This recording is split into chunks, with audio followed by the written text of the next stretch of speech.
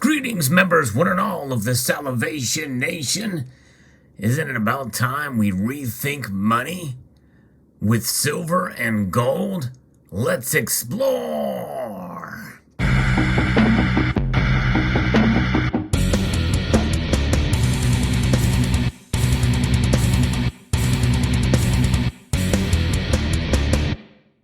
Indeed it is, and indeed we are. Overall, demand for gold and silver is up. We'll get to that in a moment. But there is a paradigm shift in thinking considering what's going on in the world today. I'll be referencing an article here from silverseek.com that talks about this.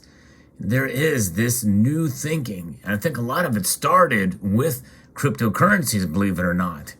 And I think that has led to the path to where we're at with gold and silver.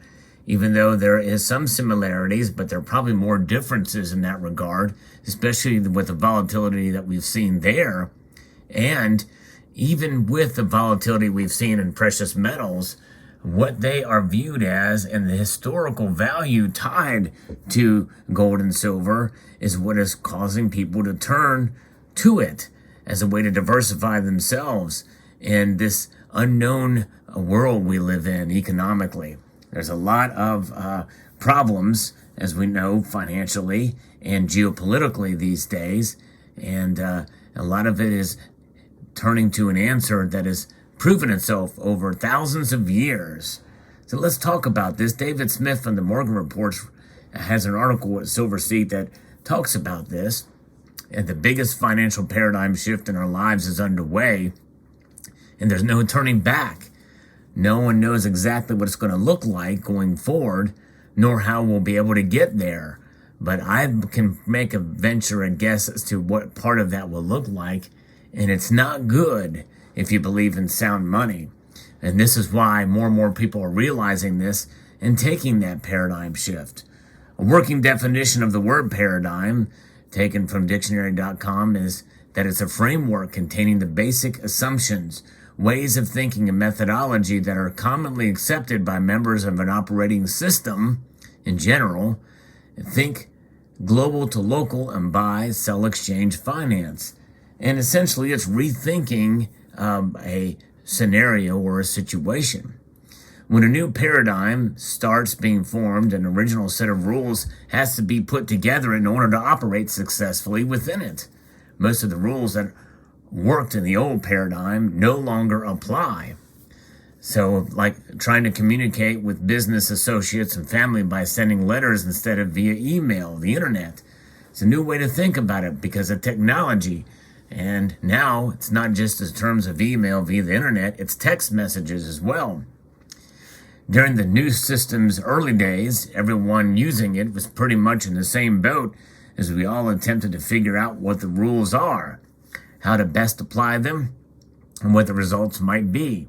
Getting it right will hopefully enable us to safer and more successful in our personal and professional lives. The national and global financial systems were already under the great stress due to mismanagement, indebtedness, the COVID response, and rising socio-political unrest. So we have two examples of that. The Canadian government's response to the truckers' drive in Ottawa and the invasion of Ukraine by Russia and the West's response to it have inflicted structural damage that could destroy the whole house of cards. In fact, we know what lies ahead and in terms of our monetary system, and to see an early example, a result of what is going to be come from that, look to the truckers with the response to that. At a minimum, it's sweeping away operative assumptions most of us have followed in order to provide predictably, safely in financial growth. This is not the place really to argue the merits for or against one side or the other, but to state that the world is changing and in many ways will never be the same, for sure. So if you look at, there's a couple different data points here that I think is very important and crucial to understand this here. The West freezing of Russian central banks, $600 billion in assets, is a first. Exclusion of Russia from the SWIFT messaging payment system of international trade. Breakdown of the petrodollar system for oil purchases to allow yuan for gold. That's happening right now. There's serious consideration that Saudi Arabia will consider one for gold. You've heard me talk about that in prior video. Europe's largest grain exporter, Hungary, ceasing all exports effective immediately. Grain is certainly, wheat is now coming into focus now as Ukraine and Russia are huge producers. Cancellation of many billions, if not trillions of dollars in international contracts.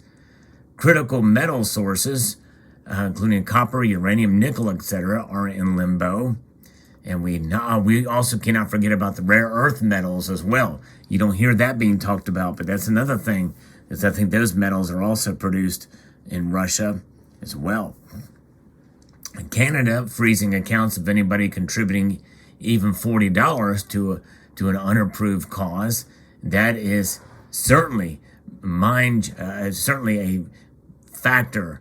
That's a catalyst that we're seeing of where things could go with new central bank digital currencies, with ESG, environmental, social, and governance.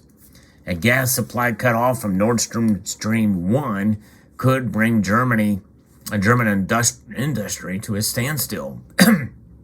So that they are a major importer of gold of oil from Russia, and that could hurt them greatly. They're dependent on it. U.S. is facing its highest inflation rates in 40 years. The inevitable global drive towards paperless digital money and total privacy loss. That's definitely a factor that is weighing in on this paradigm shift of thinking. Gold and silver retail supply sure sources and premiums stressed as never before. And I'm hearing more and more evidence of that. I just had a chat with a bullion dealer and also my local coin shop, both of which are seeing stress in orders that they place for silver product way delayed in order until they can receive product. It is getting bad again like we saw before, and that's why premiums are rising like crazy. And then we also are seeing the nuclear situation. That is a situation that we're seeing with Chernobyl and other areas, power plants and the like, and Putin's threat that nuclear is still not off the table, as that's breaking news. It just kind of came out within the last day. And then most uranium in its processing comes from Kazakhstan and Russia, respectively. So it's probably more things that can be added to that. And there's things that are happening that are ramping up, things that just 5 years ago we could have thought, well, that's kind of crazy to think about. That kind of stuff happening would occur, but they are, and they're happening faster. This whole talk about nuclear is something that many of us thought we would never hear. Then they go on to quote Doug Casey, an investment and privacy doyen since the 70s, says, the only practical defense for the average guy is to accumulate gold and silver in personal possession. That's right, in the physical form, such as you see right here. And this is the only real defense against it all, especially if things changing and potentially crashing in the derivatives market in general.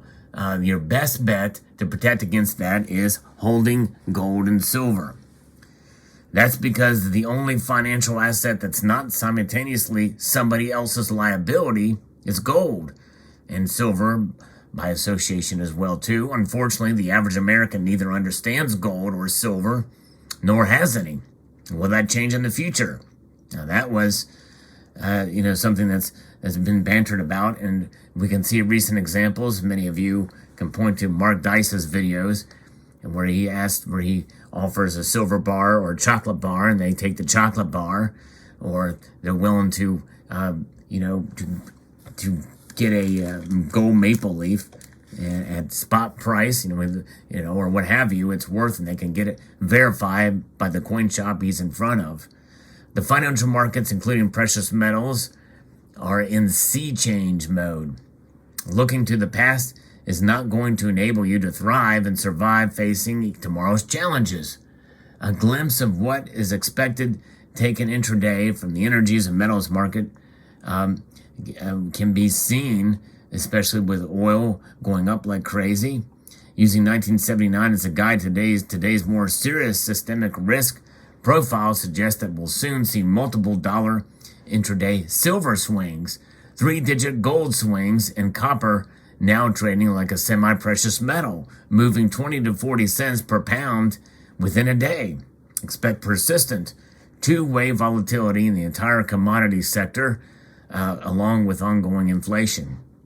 A few days ago, a 2-day rise of 250%, and the price of nickel shut down its trading in the London Metals Exchange. Wheat futures rose to several consecutive days at the expanded 85 cents a day limit. In a month, check your grocery stores for the price and availability of grains. They're going to go up. Make no mistake, inflation is going to go double digits on the consumer price index side soon. Last week, crude oil futures touched $130 a barrel. Care to bet against the possibility of 150 or 200 this year? Could very well happen. And we don't know what the inflation rate, we know it's going to go up, but it's actually closer to 15 to 20% by many measures, not just several measures, but real measures. If you base this off the 1980s calculation method, which Shadow Stacks has, it is already above 15%.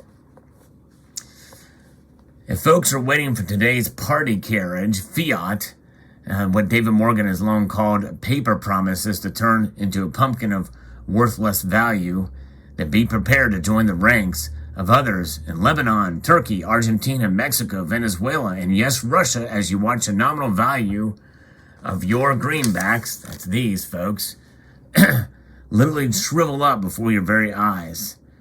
So if you've had enough, one way can you be productive in protecting your financial assets?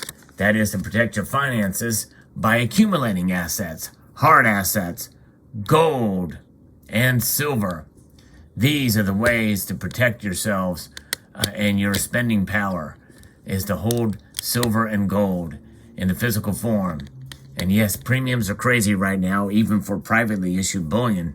But nonetheless, I believe that those premiums, and considering the ever-inflating dollar and deflating in value, more than likely you'll probably be okay with those premiums if you can weather the volatility of the markets moving into the rest of this year and next.